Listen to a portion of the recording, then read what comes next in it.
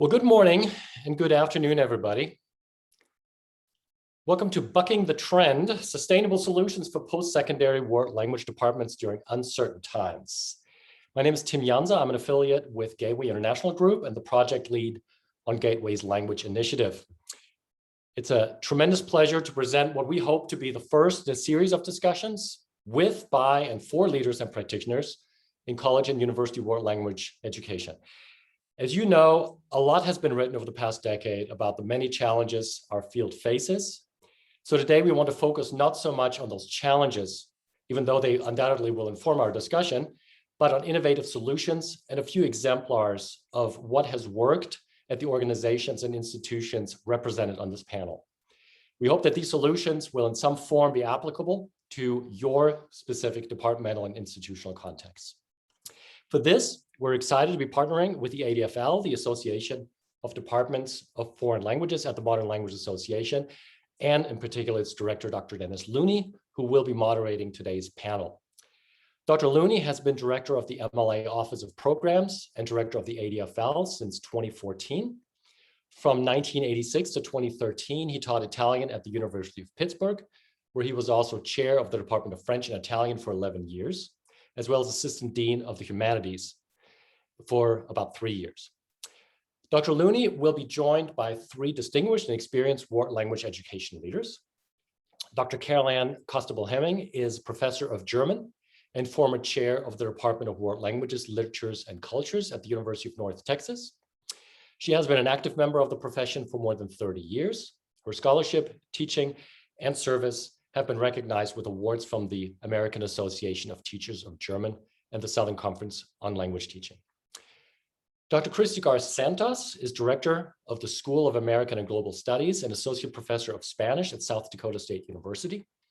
Her recent work has shifted to public-facing humanities projects and the development of the SDSU-PHI, a humanities research and outreach unit that, among other projects, facilitates the integration of immigrant and newcomer populations in South Dakota through services such as ESL, translation interpretation, legal support, workforce development, and intercultural competence training.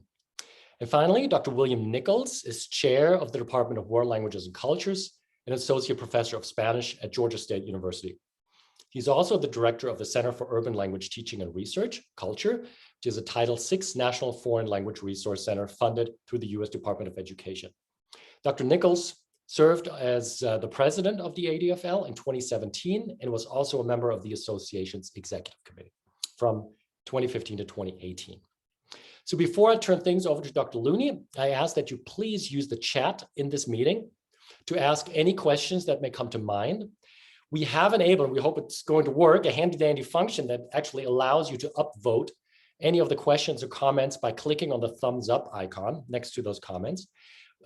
This will float, or at least in theory, the most pressing questions to the top and ensure that the panel can address these first. We will also monitor the chat and attempt to provide answers directly to you. In about 20 minutes, 25 minutes or so, we will open the floor to your questions. At that time, we will also share with you a link where we ask you to let us know which topics are of particular interest for future discussions, especially if we're unable to address those topics during the limited time we have today. Finally, this session is being recorded for those who are unable to attend and will be made available once the recording is available. So with that said, I turn it over to Dr. Dennis Looney for the panel discussion. Thank you, Tim, and thank you, Tony, and thank our colleagues at Gateway for helping us get this organized. I also want to thank all these people that I see from ADFL land, a lot of great members. For those of you who don't know exactly what ADFL is, I'll just take a second. The Association of Departments of Foreign Languages is the way in which a department, program, or center can have membership in the Modern Language Association. So it's a form of institutional membership. On the F in ADFL, I think I have written eloquently or poignantly. The word foreign is a complicated term. I've talked about it recently in a little post to one of our lists. About 4% of our members still use the word foreign. Most of you are in departments of international or global or modern or world, or in some cases romance and other languages. And so we're happy to help you, whatever you call yourself. We're in the business, or we're in the practice of trying to help you manage your language programs and your language, culture, literature, media studies programs as effectively as possible. There's me and there's three panelists, but one hasn't been able to arrive just yet, and I hope she shows up. Carol Ann Kostabl Hemming from University of North Texas, and so we may have a visitation just pop up.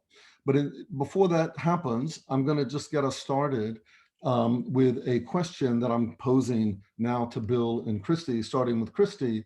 In recent years, what major initiatives have you in your department undertaken to innovate your language programs? And specifically, Christie, what made you think that you needed to do this or wanted to do this and got you going? Sure, thank you. It's a pleasure to be here today. I'm very grateful for the invitation and really happy to see all of the participants who have joined us. So the major innovation at South Dakota State University has been our Workplace Intercultural Competence Certificate. That is a 4-course certificate that allows for the study of 2 semesters of language. So it is just 101 and 102 of French, German, Spanish, or Lakota. And that is paired, the 3rd course is either a course that we developed called Developing Intercultural Competence. We run it under our Global Studies prefix, so Global Studies 280. Or they can also take a speech communications course called Intercultural Competence. And then the 4th course is tied to their major. That is typically what we call a professional development course in the student's major. And that is anything from advertising principles to dairy plant management to natural resource management.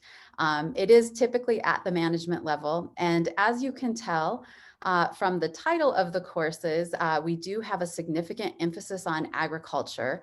And Dennis, that leads to an answer to your second question, which was how or why did this come about? Around 2016, 2017, we noticed that there was this contradiction in trends.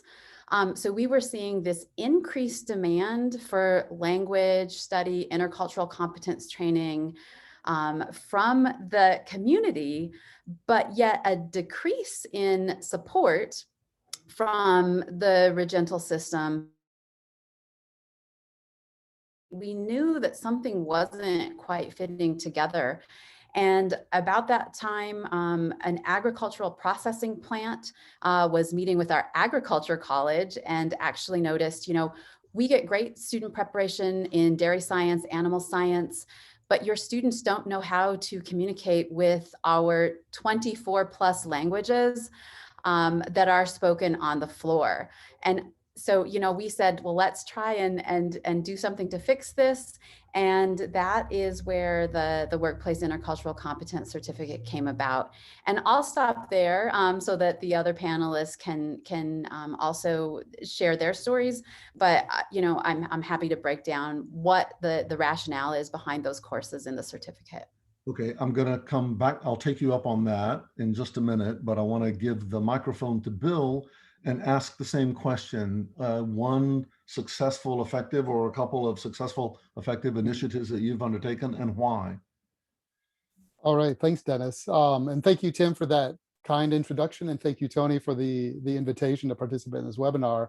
I see a lot of familiar names out there. And so I'm looking forward to the conversation afterward, because I know a lot of people out there have other kind of great ideas and innovations going on.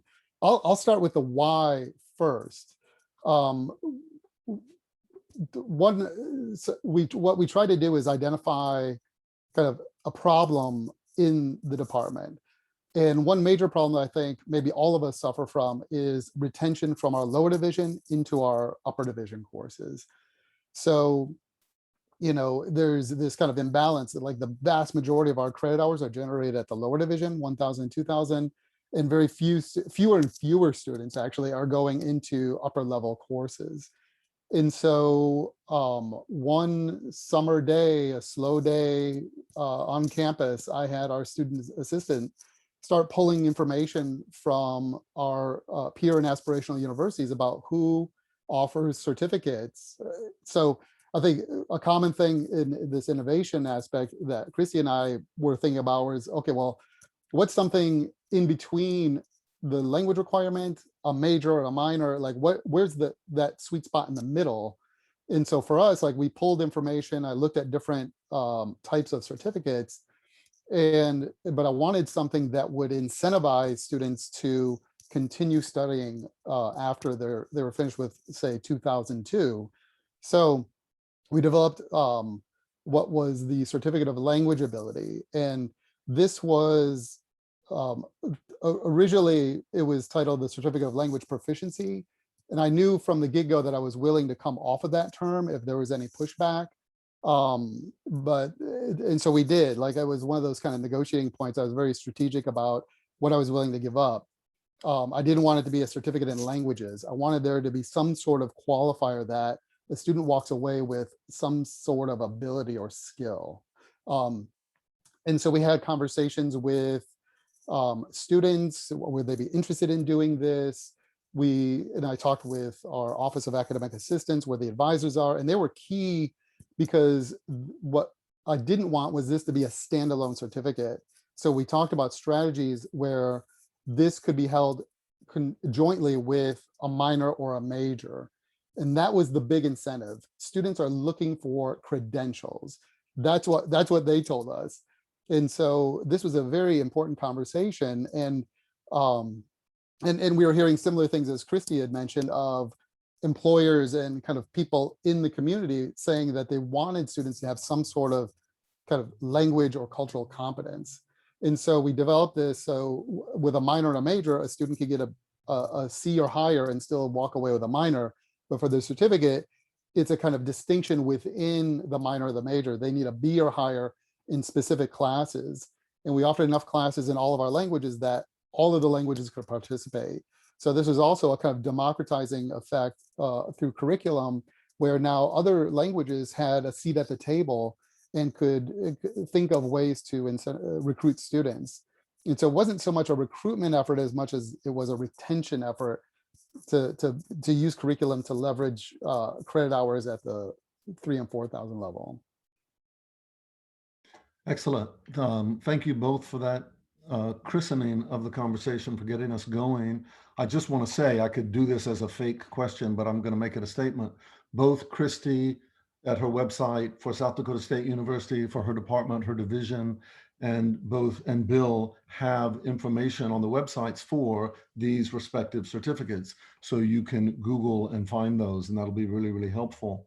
Do you have, Christie, on your website syllabuses from the intercultural competence certificate, the workplace intercultural competence certificate? Someone has asked about that. And let me just say to everybody out there, we've got a gazillion comments coming in on the chat. And it's wonderful again to hear everybody and see everybody. I saw a question or two embedded, but it's easier, I think, if you put the question into the Q&A, and then there's only 2 or 3 as opposed to 50 things to sort through. So Christie. We do not have syllabi on the website, but we do, I do have the Global Studies 280 in the MLA Commons. I'm not sure if that's the correct terminology. Yes, it is, and you got a gold star. We're very appreciative. Let me make an announcement about that. The MLA Commons has something that's called the core repository.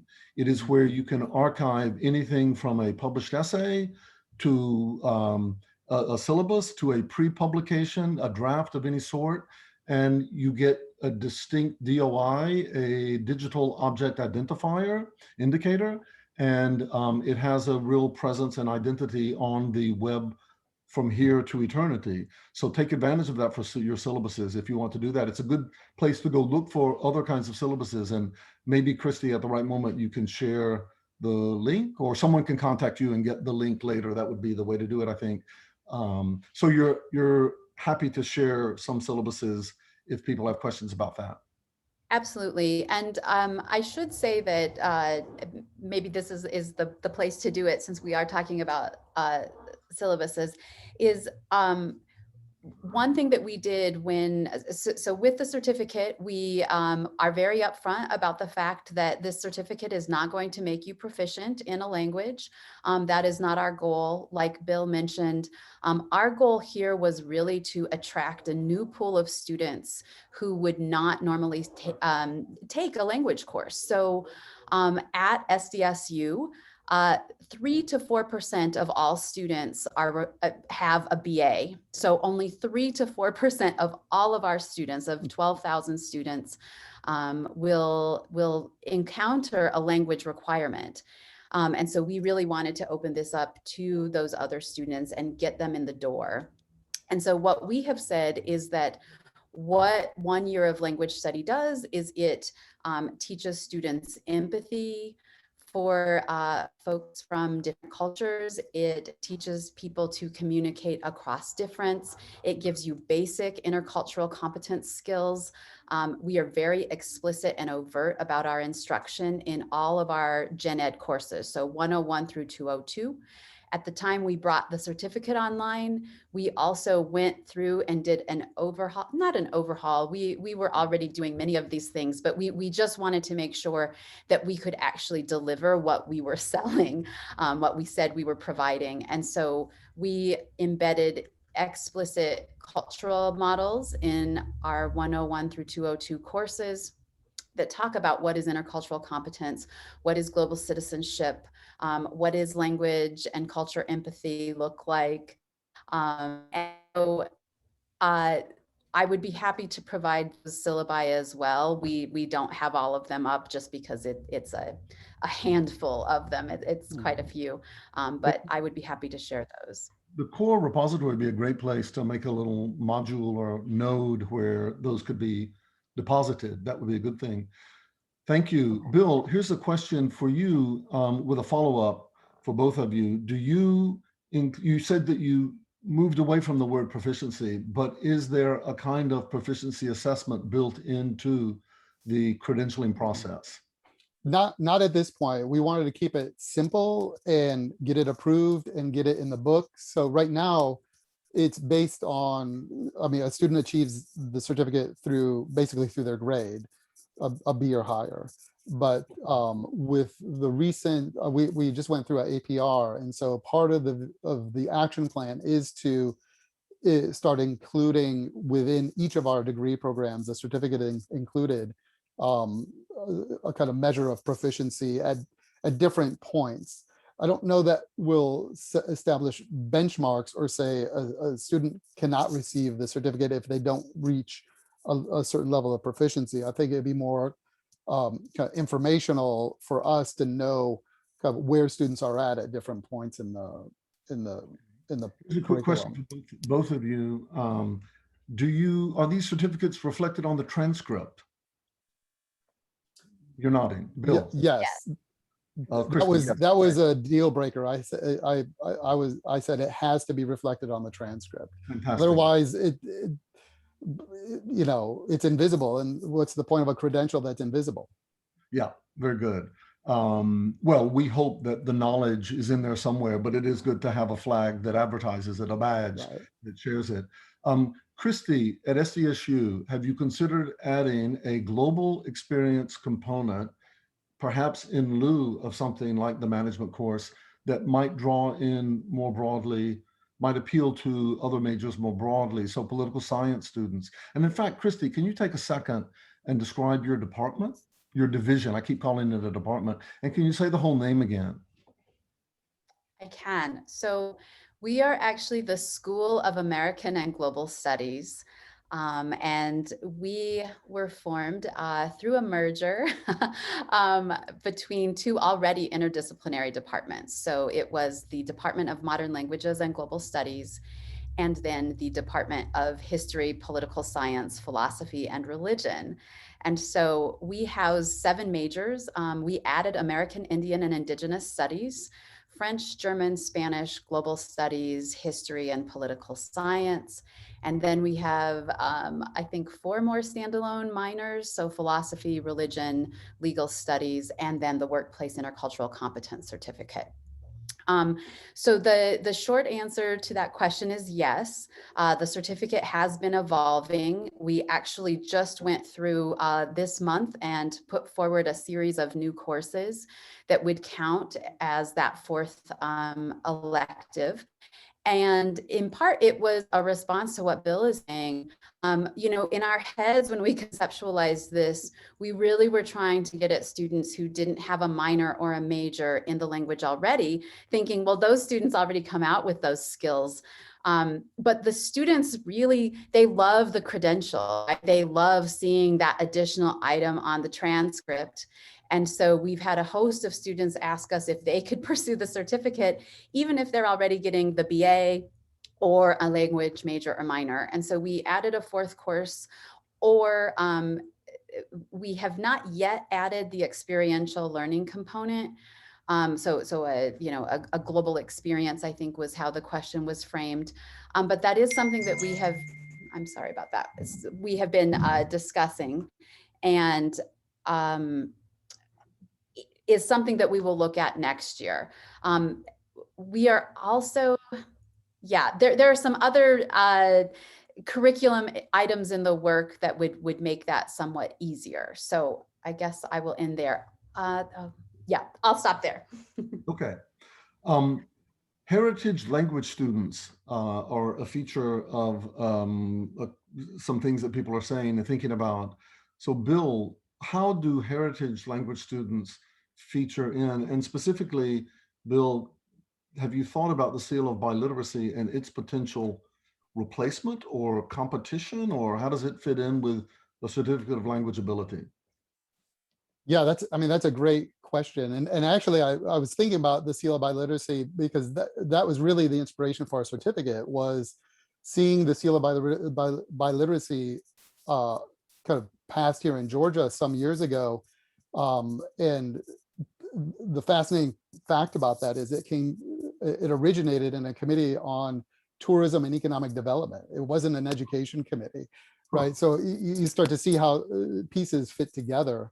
And so I think, one aspect of the question is heritage speakers, but I'm also thinking more broadly to students who come in with credit, whether it's AP credit or IB credit. So students are coming into Georgia State with certain abilities, whether it's because they're heritage speakers or because they've studied in high school and they've gotten AP credit. And so the question is, how do we attract those students? And Dennis, you remember me saying, I think in Monterey, to a similar kind of discussion, that our students aren't born freshmen, like they have a prehistory. And so it behooves us to be in communication with K through 12 schools and really being visible there with students so they know what the opportunities are once they arrive on campus. Now, specifically with heritage speakers, and in a city like Atlanta, like the question of heritage speakers goes way beyond Spanish. That's a big group of students that we've really worked hard to establish relationships with the Latino Student Services and Outreach Office. And in communications with them, we've started to build a curriculum. A lot of the answers often are reflected in curriculum. So we're working on a BIS and interdisciplinary studies degree on Hispanic media that would connect the communication department with us, with our recently established Creative Media Industries Institute, because with film and television and radio and even print media here in Atlanta in Spanish, that would be a big draw for students. Now, Korean is also really successful because of heritage speakers, as is French. There's a lot of Francophone speakers here in Atlanta. Christie, do you want to add to that?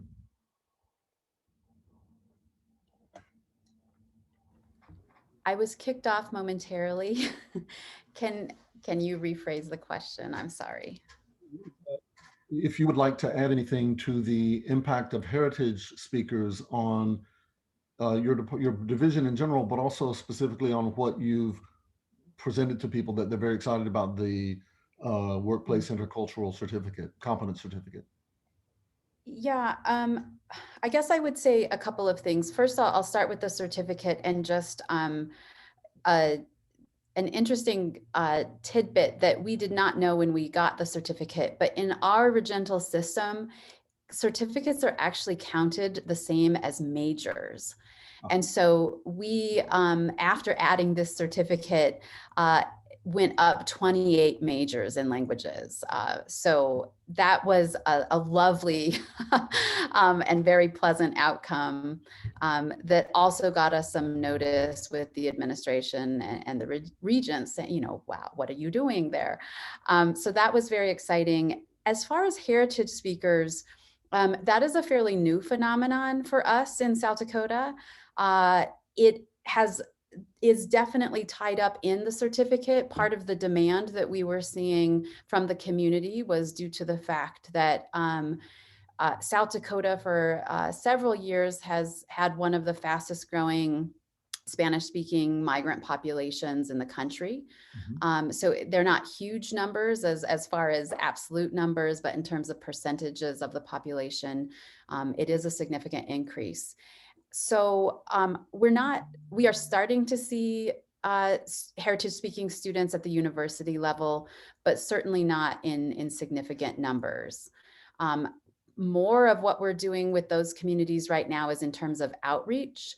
And maybe here I'll say a little something about PHI, or our Public Humanities Initiative, which was an outgrowth of the Workplace Intercultural Competence Certificate. As we started shopping that around to industry partners, community partners, we noticed that there was a need for services such as English as a second language courses in some of these communities and at some of the dairies. And we've actually been able to bring the money into the department through contracts, which also is a new phenomenon in the humanities. It's something that the Ag College is very familiar with. But they were shocked when we came to them and said, we need to set up some of these contracts. We have industry partners that, you know, are wanting to pay us $20,000 a year to come and teach ESL to their mid-level management, or to teach Spanish to their mid-level management, or French to their mid-level management. So that was also very exciting and an interesting way that was not student credit hours, but was certainly revenue coming into the department. Thank you. That's wonderful. I'm glad you brought up the PHI, the Public Humanities Initiative. And I want to give Bill a chance to talk about culture with a K and your outreach via these various initiatives in your department to the community. And at the same time, I want you both to start thinking about how we're all focusing more than we have ever done before, and not as much as we need to do, on issues of diversity, equality, and inclusion. How have these projects, these initiatives, impacted your own thinking about those issues, and has it had an impact on your enrollments? Well, I feel like there was like 10 questions wrapped in one there. My bad. Sorry about that. So yeah, and so I guess start a little bit about culture of the Title VI Center. And Title VI is funding through the Department of Education for, let's say, international education. There's different kind of pieces to the Title VI universe, and the Language Resource Center is one piece. There's also national resource centers. There's cyber centers for international business, education, and research. There's also Fulbright Hayes as part of that, and the Youthful, I think. And so with the Language Resource Center, we established this back in 2014.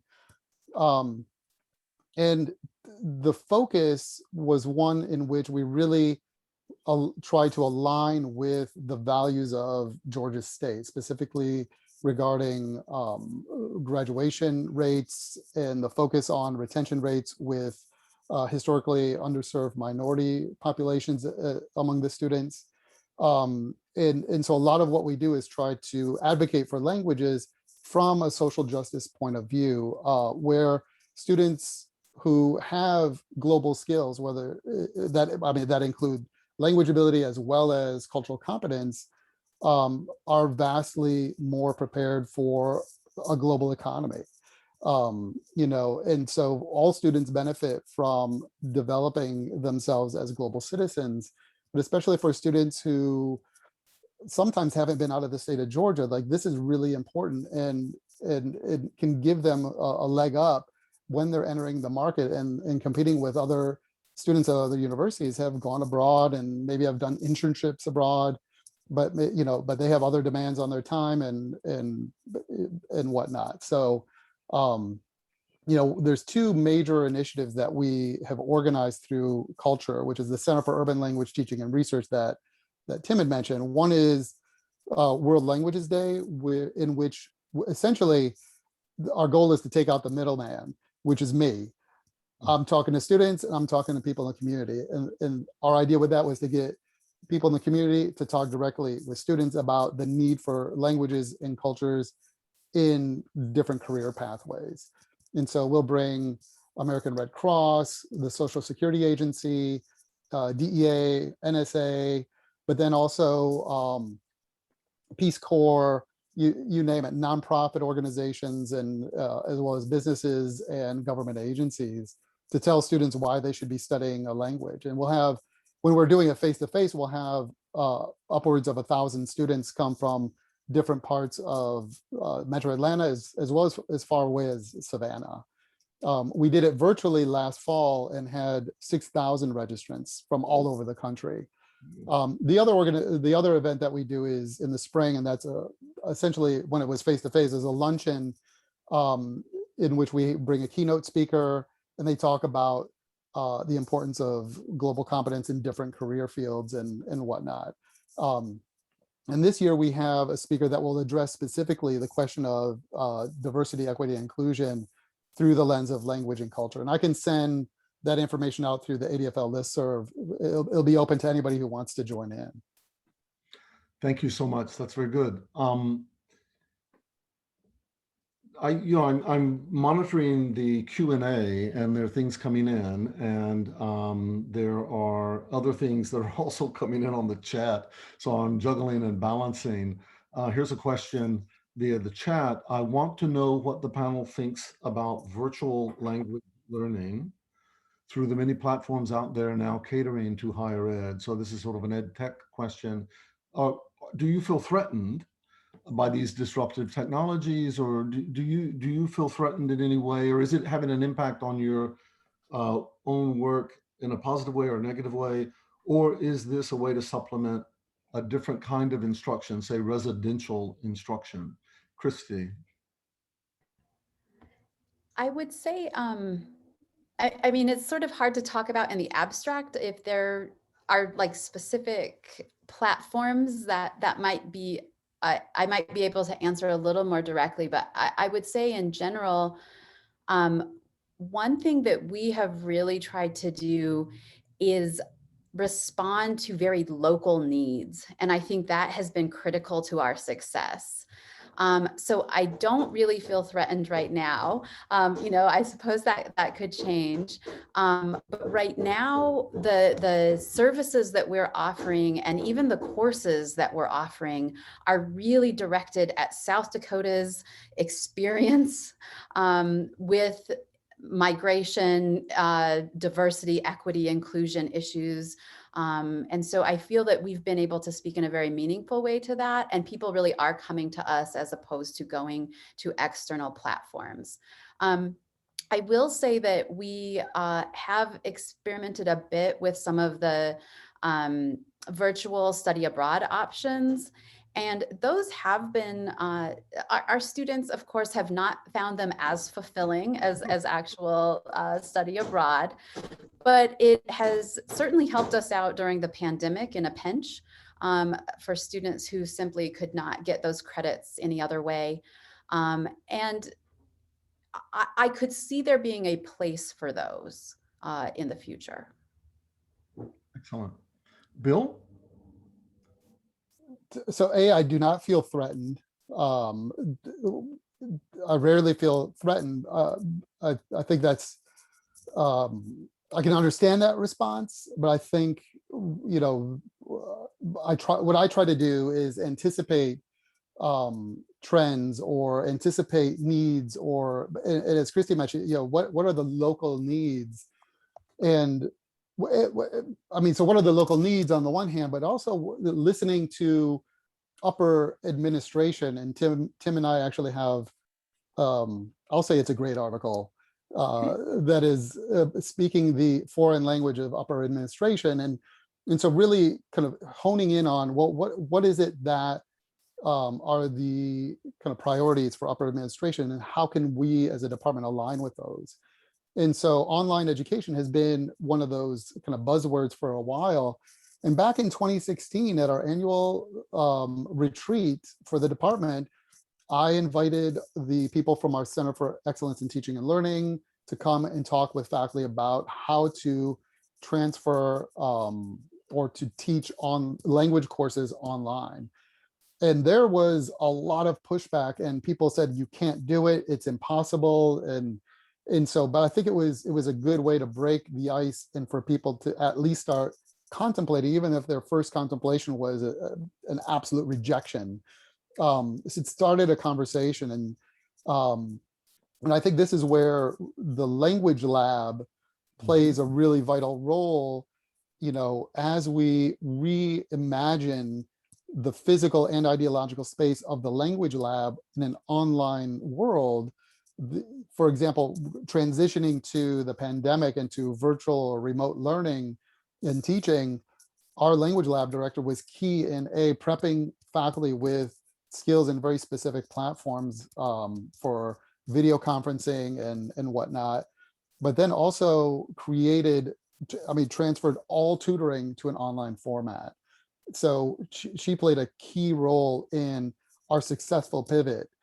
And so we've done a lot at Georgia State to really rethink what the language lab is, what it looks like, what it does, and how it can serve students and faculty both. Very, very good. Thank you. I've been on other campuses. I'm thinking of St. John's University here in Queens, and I know there's some faculty from there where the same kind of transformation of that space has taken place, and that's a good thing to see happening. Christie, here's a question for you specifically. Can you elaborate on virtual study abroad? What is that? Who offers such programs? What do they consist of? How to? Sure. We have two partners that we've worked with. One is simply our International Affairs Office, who centralizes our study abroad programs with significant input, especially from language faculty. We're members of several consortiums. And so I know that International Studies Abroad, ISA, was offering some virtual study abroad experiences. And those ranged from a course to a full summer program where students would log on. They would do virtual tours through national libraries, archives, museums. They would have conversation partners, and then they would also take courses online. So that was the consortium. And then we have a one-on-one relationship with an organization in Valencia, Spain. And we have an internship agreement with them. And so we were able to do international internships over the summer with them, where they would pair students with organizations on the ground in Valencia, and the students would do things such as help them with translations of their websites or outreach materials. Some of them were doing some teaching. So it kind of just depended on the service organization and what their needs were. But yeah, that was our experience with virtual study abroad. Thank you. I see some comments in the chat about links that aren't working for the ADFL bulletin. It may be rather that it's behind a paywall, and I apologize for that. We're not trying to get money out of your pocket.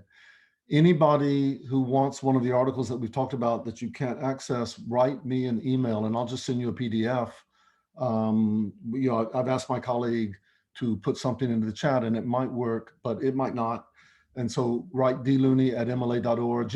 And by virtue of the fact that you're here, I will be happy to share with you things that we have in the ADFL bulletin, including pre-announcement. Christie Santos has a great piece coming out on this very certificate. So that will be a thing that we would like to spread around once we actually have it out. I see other good things coming in the chat and encourage all of you to keep saving the chat. We have about 18 minutes left and the conversation's flowing. And Tim, I'm happy just to keep doing this, but I invite you to come in as you want to. We had a little choreography that we're practicing. To both Christie and Bill, there's been a question in the chat about, in the Q&A, about how you interconnect with high school seniors and try to get them into your classes or your programs. As Bill said earlier, there was something before they became first-year students. And I know that in your center, Bill, you do some things, but do you want to talk about other strategies? Let me just read you the whole question. Other than creating new programs, can the panelists share other strategies that their departments have successfully implemented to recruit seniors from high school to increase enrollment in language programs? Bill. So yeah, I mean, through the center, we have the events that connect us directly with the students that come to campus. But the center also, I mean, at the state level, not each state, some states have a state supervisor in the Department of Education.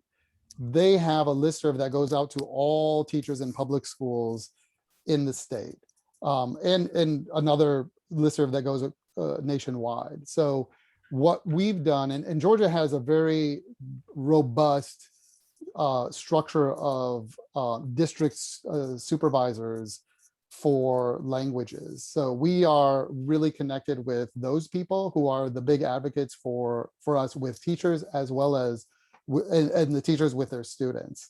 So really focusing on communicating through the Georgia Department of Education with specifically public school teachers has been really key for us.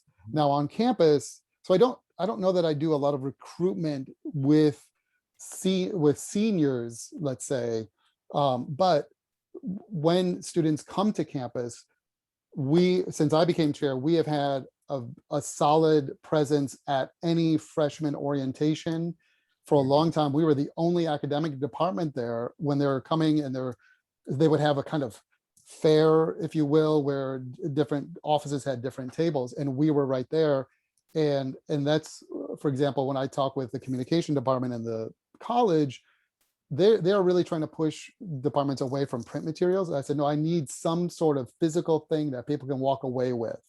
Because if I just say, go to our website, they'll walk away and forget what the website is or just not do it. So housing, the Office of Academic Assistance, any office that will get you connection with incoming freshmen is vital. So I think one of the messages I would say is identify what the issues are, what your goals are, and figure out who the allies are on campus that can help you achieve those goals. Thank you. Christie, do you want to speak up about SDSU? Yeah, I would emphasize Bill's last point there. Figure out who your allies are on campus.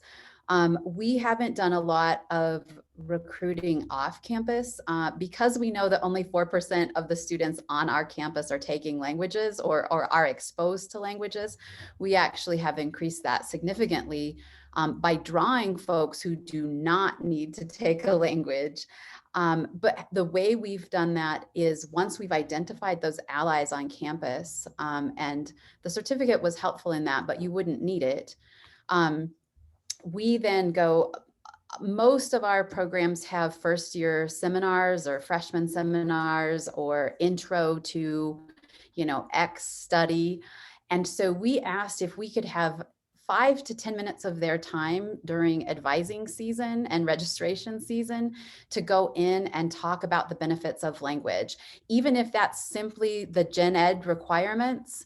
So take a semester, but whatever it is, talking about these DEI initiatives, so diversity, equity, inclusion, and how and why languages play a role in that. Because I will say that, and there was a question in the chat that asked, do you recommend one course on global intercultural competency or multiple courses? And of course, I would recommend multiple courses. But I will say that by designing one course, and now we have two, we have a capstone as well. But when we designed that first course out of the language programs, so many people on campus said, I didn't know languages did that. I did not know that was what you were doing in your language classes. And I think for those folks, especially who are not in the humanities or the liberal arts, they have no sense of what it is that we're doing and what skills and competencies we provide. And so that also opened us up to a lot of allies who said, like in animal science, I don't have time to create a DEI course. And actually, I don't even have the expertise to do that. But if I can send my students that way and get them those skills through courses that already exist, we're happy to do that. And so we probably visit 30 to 40 classes a semester, just advertising language courses. So you're activists and you're agitating on a local level, and you're educating not just your students, but you're educating the advisors and colleagues all across, colleagues in animal science. I mean, that's kind of an exciting leap to be making, for say Spanish or Lakota and dairy management. I find these possibilities really exciting. Tim, I want to make sure you have a space to speak up as well. Sure. Thank you, Dennis. So there's a couple of things. The first one that I just wanted to piggyback on and what was just being said, the whole idea of social justice, of equity and inclusion, as well as the inclusion of our immediate communities, especially, let's say, non-majority communities, is, as we all agree, I believe, it's a really, really hot issue right now. I'm going to send you a link in the chat momentarily.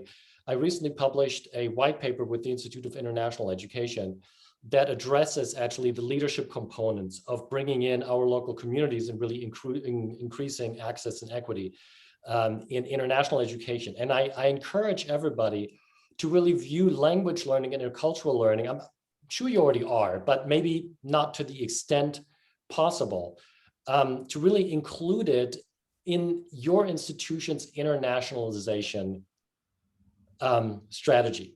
I know that sometimes we feel like we are a little bit outside of that field, or they're doing their thing because internationalization traditionally has been so focused on mobility and study abroad. And yes, language programs may offer some study abroad programs, but I think there's a lot more to it. And specifically now with COVID, I think there's a trend more toward internationalization on campus. And I think there's a great opportunity for us to actually engage with our, provided that we have one, Office of International Initiatives or the like, to really include our language and intercultural learning in on-campus internationalization activities. So it might be worth reaching out, sitting down with them and say, how can we contribute? Because those initiatives should also directly address what our student body needs, not just the local community, but also our international students, which are a great resource. We did something at Georgia State, I'm also at Georgia State actually, that where we worked with our intensive English program. And we created these meetups once a month where our IEP students and our language learners actually got together and learned each other's or practiced each other's language. And that was extremely popular and extremely effective. Another thing, and here actually I'm just going to post the link right now in the chat. And then I would like to share with you also, I sent you the link and some of you participated and I appreciate that. Oops, I can't share this link right now, is, let's see here, not a link, but a view, let's see if this works. Nope, that's the wrong one.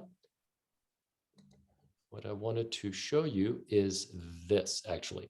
So this is the little poll that we created about some issues that you would like to see. And I think really they fall into two categories, it seems. The first one is equity, inclusion, social justice, as I just mentioned. But I think the other one is virtual exchanges, reimagining the language lab. So to really look at technology and how technology can enhance language learning. And maybe this is something that Christie and Bill can talk about briefly. Bill, I know that at Georgia State, we have actually reinvented our quote unquote language lab and innovated a lot there. So maybe you can address that briefly. And then maybe the possibility of how we can support maybe less commonly taught languages, especially critical languages. When you think about Middle Eastern languages, that may not be officially critical languages with technology. So is that a question for me? Yeah. Yes, that is the question to you. Sorry. Okay. So I talked a little bit about how we reimagined the language lab earlier, but I'll tell you how that started. It started with a conversation with the language lab director in which I expressed deep worry to her that the dean would ask me to see the language lab and then walk in and see a language lab that had not really evolved since 1963, right? Big banks of computers all in a row. Then she would say, if a lot of the homework is now on online platforms for textbooks, why do we need this? And then the next question would be, do you really need the budget for this language lab? So I was looking at this conversation several steps down the road. So to preserve the budget of the language lab, we need to really rethink what this lab looks like and what it does. And it's so, so one thing I'll say is a lot of the steps that we've taken and a lot of the innovation come through conversation. So Tim mentioned the IEP WLC meetup.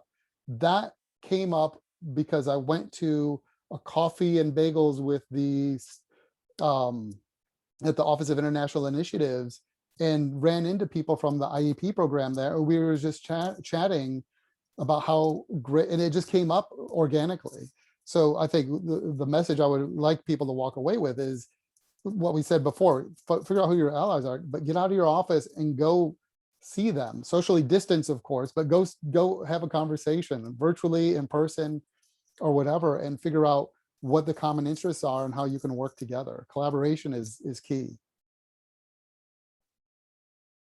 It's there's not, we didn't come here to moan and groan, but it is a fact that languages are not treated as well as they could be on many campuses. And it is a fact that if a department has a language lab, that is incredibly valuable real estate that the department has or has access to. And so it makes sense to try to come up with strategies to use that differently. And as I mentioned at St. John's University, the language lab becomes a place where, among other things, students meet for one-on-one peer tutoring. So live language living in the lab. And that seemed to me brilliant as a space in which one could rethink some of these kinds of conversations we're having. There is a question in the Q&A that is straightforward. How have you partnered with students in any way to get out the word about cultural language courses and opportunities? How have you done that? And I just want to say that on many campuses, students are doing mentoring and are doing advertising and publicity, but maybe Christie and Bill, you all have other ways in which you've taken advantage of students' energies and enthusiasm. I have to say we haven't gotten much more creative than just our student ambassadors. We have gotten some nice attention from our foundation, actually. I would say that with the coming online of the school, and one of the goals that our dean had in creating the schools was really providing additional visibility to the units housed in those schools. And so the foundation has actually created several really nice videos about high-profile language students who have benefited from donor dollars, whether that be through study abroad scholarships, international internship scholarships. We were fortunate enough to have a Rhodes Scholar selected this year, who was a triple major in Spanish, Global Studies, and Political Science. And so she's really been making the rounds, and that's been wonderful. We have a couple of videos that we're producing to put on our website as well, but I also would be interested to hear if others are harnessing students in different ways. Bill? Yeah, similar things. There's an undergraduate research conference at Georgia State through the Honors College. And so I try to encourage faculty to identify students that would be interested in participating in that. It's all about visibility. As we mentioned at the beginning of the webinar, that often people outside the department don't know what it is we do. And the other thing I would mention in the little bit of time that we have left is that looking at former students. So we do a lot with our alumni. We've created an alumni advisory board. And so we're getting feedback from the community that way, but also we do events where students can see and hear from alumni and can envision their future through our alumni. One small detail to add, and then I'll hand the microphone to Tim. I saw in the audience, Gilles Bousquet is present. Gilles Bousquet has written a great article with his colleagues at the University of Wisconsin-Madison on tracking your alumni through social media. It's not so hard to do, and it's a very important thing to do, that LinkedIn, for example, becomes an excellent platform for keeping track of where people are and what they're doing. And your students want to be in touch with you. Your former students want to stay in touch with you. And that's obviously great for lots of reasons. Tim. Yeah, I mean, really, I would like to just wrap it up. I mean, there's so many things that we could still discuss, and I think they're very important issues to discuss. So thank you all for participating, and thank you also for sharing with us some topics that may be of interest. I think this was a really insightful discussion. I'm sorry that Carol Ann wasn't able to join us. We'll try to see what happened. But anyway, we will also share the link for Dennis's slides actually on how to advocate for your department. So we will share all this and we'll be reaching out soon. So finally, really, I'd like to just say thank you, of course. If you would like to learn a little bit more about what Gateway International Group and the Gateway Languages Initiatives does, I think Tony Ogden has already shared the link. And that website is also where we plan to make the recording of the session available in the next few days. So we will definitely be reaching out to you as well as all registrants to share the recording, and we'll make also available a bunch of resources that were discussed in the chat and that our panelists can share. So thanks again for joining us. Thank you, Dennis. Thank you, Christie, Bill, for sharing your time and your expertise and your wisdom. And everybody, please stay healthy and safe. We'll be in touch soon. Bye-bye. Thank you all. Bye-bye.